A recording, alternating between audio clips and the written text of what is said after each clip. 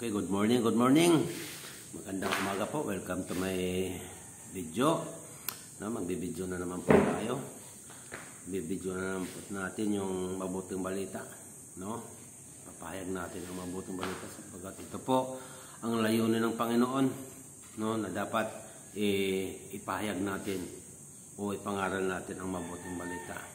No po, sapagkat ang mabuting balita, mga kapatid, no, dapat malaman po natin ito kung ano talaga ang katotohanan, kung ano ba talaga ang kalagayan natin sa mundong ito. Na po, katatapos lamang po ng Dahis Tabernacle ng San Fernando, na nag-live kanina doon sa morning devotion, morning prayer, no? Isasabayan din po natin ngayon sa umagang ito kung saan, mga kapatid, napakahalaga at napaka-importante ang ating pag-uusapan sa umagang ito. Okay po, ngayon po ay May 1, no? Ngayon ay holiday, no? Kaya wala po kaming pasok, wala pong kaya pahinga muna tayo. Pero yung iba, pumasok. Okay, dito po tayo sa Hebreo, chapter 9, no, verse 27. Hebreo, chapter 9, verse 27. Ang sabi nga po dito, itinakda sa mga tao na minsan lamang mamatay at pagkatapos ay ang paghuhukom. No po? Ulitin ko po, itinakda sa mga tao na minsan lamang mamamatay at pagkatapos ay ang paghuhukom. Napaka-bigat po ng salitang ito, mga kapatid, no?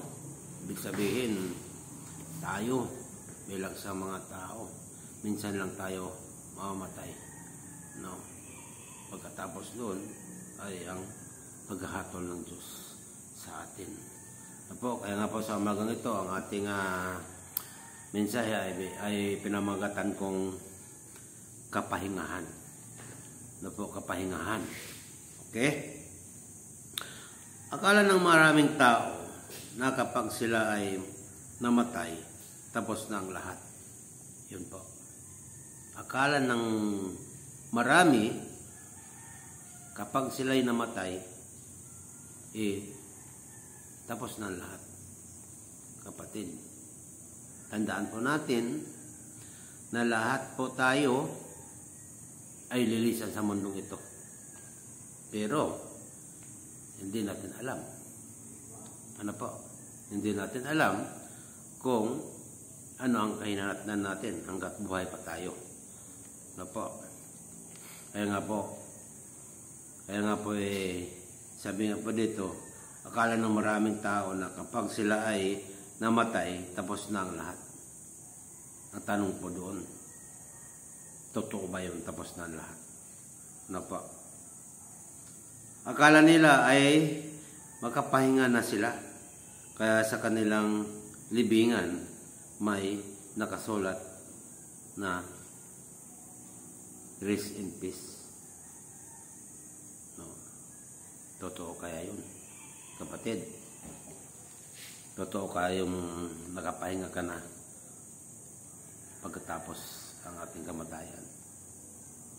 No. Actually, kapatid, sasabihin ko sa iyo, hindi ka talaga maka-rest in peace, no? Kung doon ka naman mapunta sa impyerno. Diba? Kapatid, nagpaalala lamang ang Panginoon sa iyo. Huwag po natin isipin, no? Kahit sa sarili ko, sinisikap ko din na mapaglingkuran upang sa pagdating ng panahon ay makakamtan natin yung rest in peace sa piling ng ating Panginoon. No? Kaya, ang mensaheng ito, kung wala ka pa sa Panginoon, kung wala ka pa sa Lord, para sa iyo ito.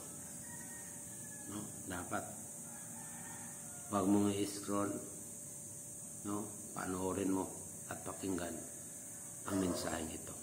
Dahil ang lahat ng ito ay para sa lahat. Okay po? No? Kasi ang katawan katawan lang natin ang mamamatay, pero ang ating kaluluwa ay haharap sa Diyos upang hatulan. Di ba? Haharap sa Diyos upang hatulan.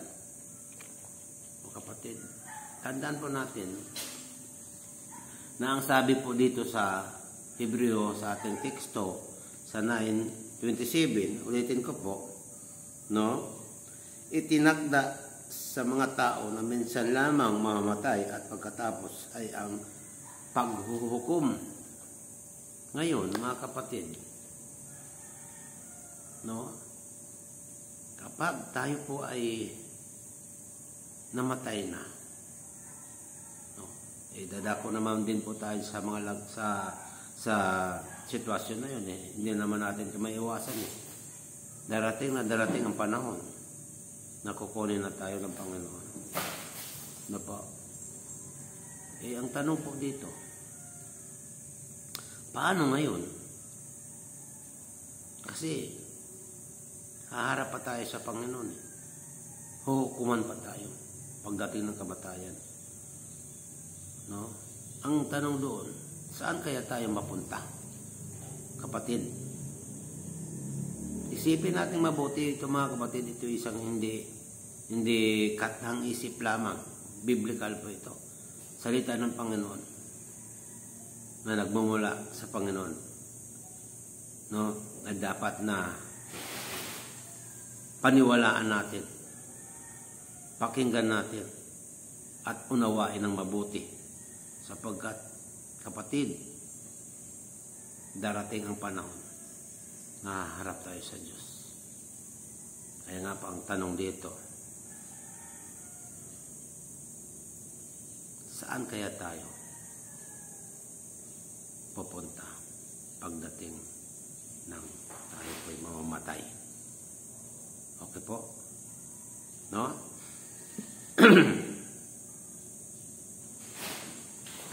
Kaya nga habang nabubuhay pa tayo, tiyakin natin na mayroon tayong kaligtasan.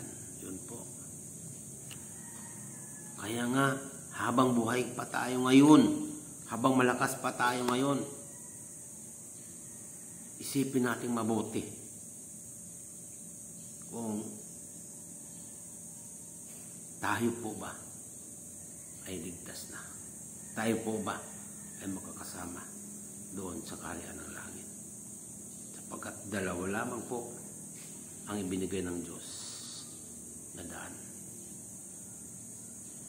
Daan ng matuwid, daan ng masama. So, kapatid,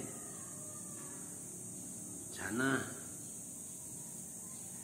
doon po tayo sa daan ng matuwid.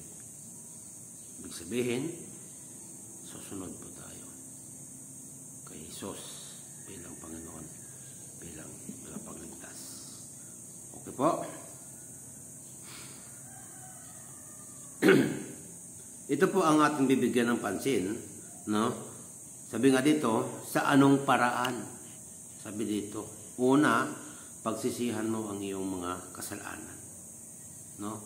At mamuhay araw-araw ayon sa kalooban ng Diyos. Kaya po ba natin ito, mga kapatid? No?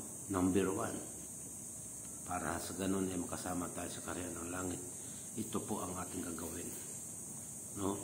Pagsisihan mo ang iyong mga kasalanan. Lumapit po tayo sa ating Panginoon. Ipahayag po natin ang ating kasalanan. No? Isurrender po natin sa Kanya ang ating buhay. At tayo po ay magpasakop sa Kanyang kalooban. Kaya sabi po dito, at mamuhay araw-araw na ayon sa kalooban ng Diyos. No? Ang sabi po nga po doon sa 1 John 1:9, basahin po natin.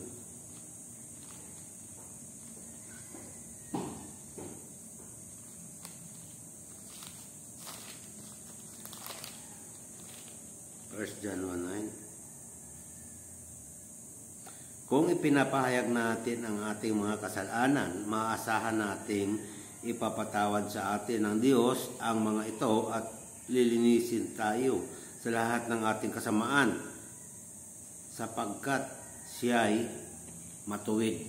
So, kapatid, kapag ipahayag po natin ang ating kasalanan, no, ang lahat ng ating pagkakamali ay papatawarin tayo ng Panginoon.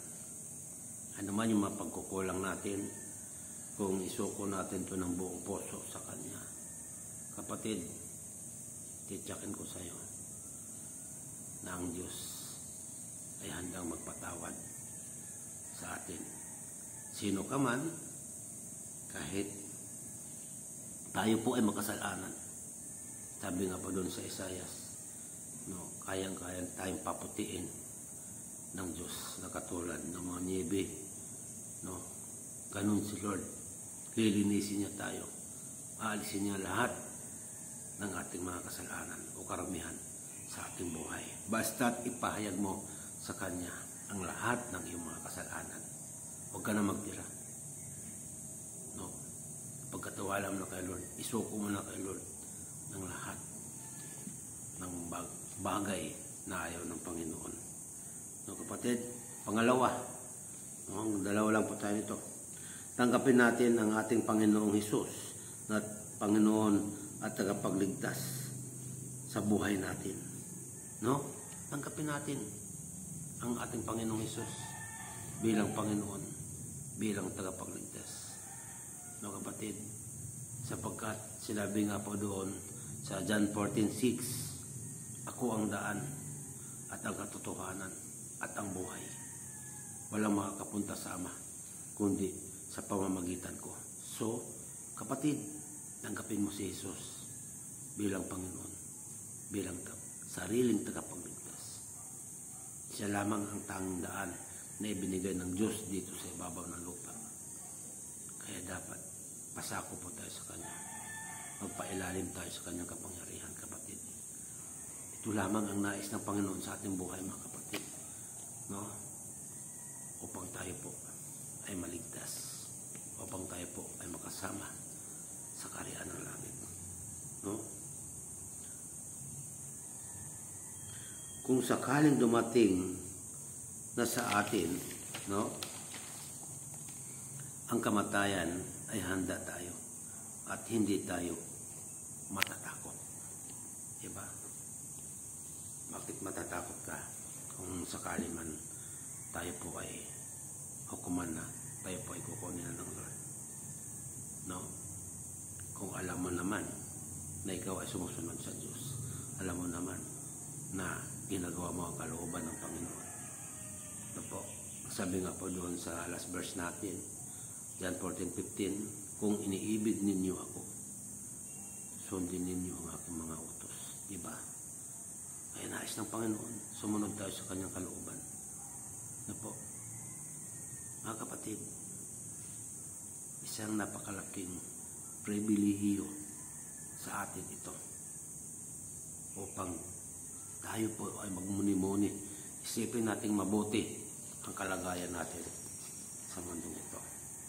Tandaan natin, temporary lamang po tayo sa mundong ito. Darating ang panahon ay lilisan tayo.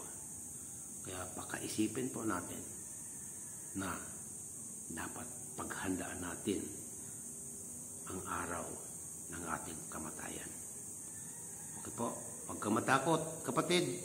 Kung ikaw may mamamatay, magtiwala ka sa Diyos, magtiwala ka sa Panginoon.